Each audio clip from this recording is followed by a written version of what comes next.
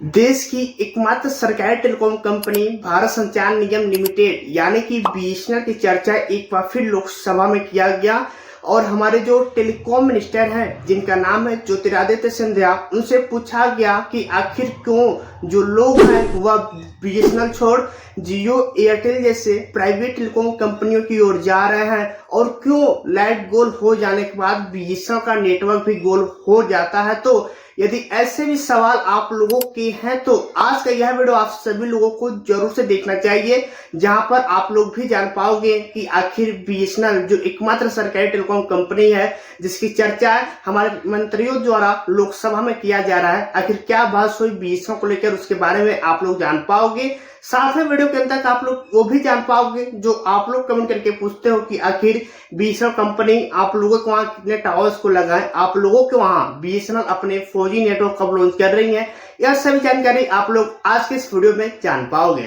तो आगे बढ़ने से पहले दोस्तों जरा इस वीडियो को एक लाइक कीजिए और साथ में अपने YouTube channel BSNL today news को सब्सक्राइब करके बगल वाले बेल आइकन को प्रेस करके रखिए ताकि आप लोग ऐसे ही नए और लेटेस्ट वीडियो का लुत्फ उठाते रहें। तो आज की जो जानकारी है आप लोगों को बताने से पहले हम आप लोगों को बता देना चाहेंगे कि यह जो इन्फॉर्मेशन है हमें प्राप्त हुआ है बिजनेस लाइन के माध्यम से और आप लोगों को बताया जा रहा है BSNL today news YouTube channel के माध्यम से। तो मिली इन्फॉर्मेशन के अनुसार संचार और ग्रामीण विकास राज्य मंत्री जिनका नाम है पेम्पासानी चंद्रशेखर ने लोकसभा में एक प्रश्न के उत्तर में बताया कि 95,537 4G साइटों में से 90,035 जो टावर है ऑन एयर कर दिए गए हैं और जितने भी उपकरण लगाए जा रहे हैं उसको 5G योग्य बनाया जा रहा है ताकि बीएसएनएल यूजर को 5G नेटवर्क मिल सके। और इसी बीच राजस्थान के ग्रामीण क्षेत्र में निजी टेलीकॉम कंपनियों के मोबाइल नेटवर्क की निर्बाध उपलब्धता के पीछे कारण पूछे जाने पर जबकि राज्य के ग्रामीण क्षेत्र में बीएसएनएल टावर बिजली न रहने के दौरान मोबाइल नेटवर्क न रहना और बिजली आपूर्ति बहाल होने के बाद ही बहाल हो पाते हैं। संचार मंत्री ज्योतिरादित्य सिंधिया ने कहा कि राजस्थान सहित जहां भी ऐसी समस्याएं हैं जहां पर लाइट गोल हो जाने के बाद आपका बीएसएनएल का नेटवर्क गोल हो जाता है वहां सुधारात्मक कार्रवाई की जा रही है।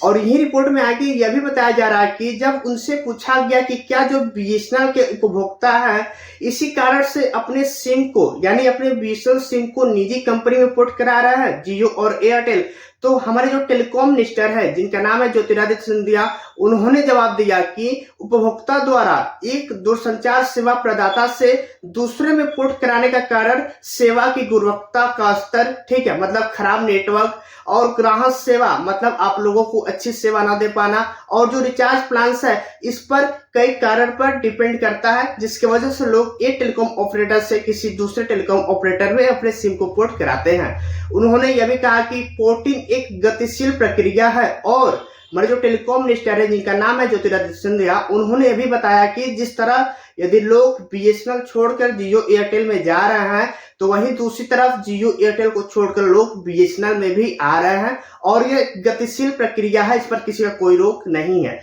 यही उन्होंने बताया कि मोबाइल टावर की स्थापना के बाद उन्हें पूरी तरह से चालू होने में लगने वाले औसत समय में टेलीकॉम मिनिस्टर ज्योतिरादित्य सिंधिया ने बताया कि टावर लगने का जो काम है समय लेने वाला काम है, ठीक है। और जब यह पहुंच की स्थिति के पूछा गया क्या कि कब तक कंप्लीट हो जाएगा तो उन्होंने बताया कि अभी कई सप्ताह लग सकते हैं क्योंकि यह स्वदेशी तरीके से किए जा रहा है और ज्यादा समय लगने वाले काम हैं। यही रिपोर्ट में आगे यह भी बताया जा रहा है कि सीमावर्ती क्षेत्रों में विशेषकर हरियाणा के भिवानी, महेंद्रगढ़ और नूहू जैसे जिलों में खराब नेटवर्क कनेक्टिविटी पर एक अन्य प्रश्न पर सिंधिया ने कहा कि मई 2025 तक देश के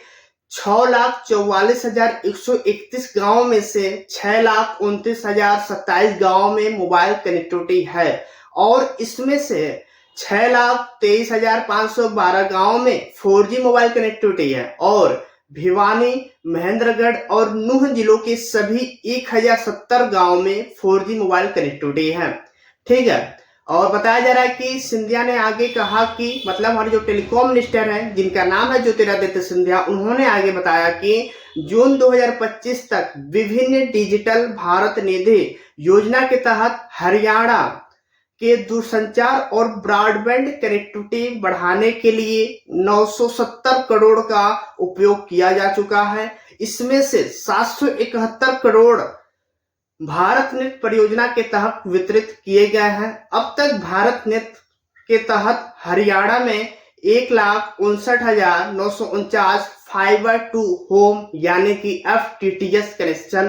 प्रदान किए जा चुके हैं। तो यही कुछ अपडेट आ रहे थे देश की सरकारी टेलीकॉम कंपनी BSNL तरफ से, जो मैंने आप लोगों के साथ शेयर किया। अब हम लोग बात कर लेते हैं BSNL के कुछ रिचार्ज प्लान्स के बारे में, क्योंकि कैसा आप लोगों को पता है पिछले कई दिनों से आप में से कई लोग कमेंट करके पूछ रहे थे कि BSNL के रिचार्ज प्लान्स के बारे में थोड़ा सा बता दो। तो मैं बता दूं कि यहाँ पर BSNL के रिचार्ज प्लान का जिसकी कीमत लगभग 197 रुपए थे, और उस प्लान में थोड़े से परिवर्तन किए गए हैं। जैसे यहाँ पर जो प्लान का जो प्राइस है वह सेम रखा गया है, जहाँ पहले उस प्लान में आप लोगों को लगभग 70 दिन की वैलिडिटी मिलती थी, और उस समय यह जो प्लान्स है उनके लिए बेस्ट हुआ करता था जिनको एक लॉन्ग टर्म वैलिडिटी तलाश की। लेकिन बाद में इसी रिचार्ज प्लान्स को थोड़ा सा अपडेट कर दिया गया और इस प्लान्स की वैलिडिटी घटाकर 54 दिन कर दी गई। मैं आप लोगों को बता दूं, पहले क्या था, आप लोगों को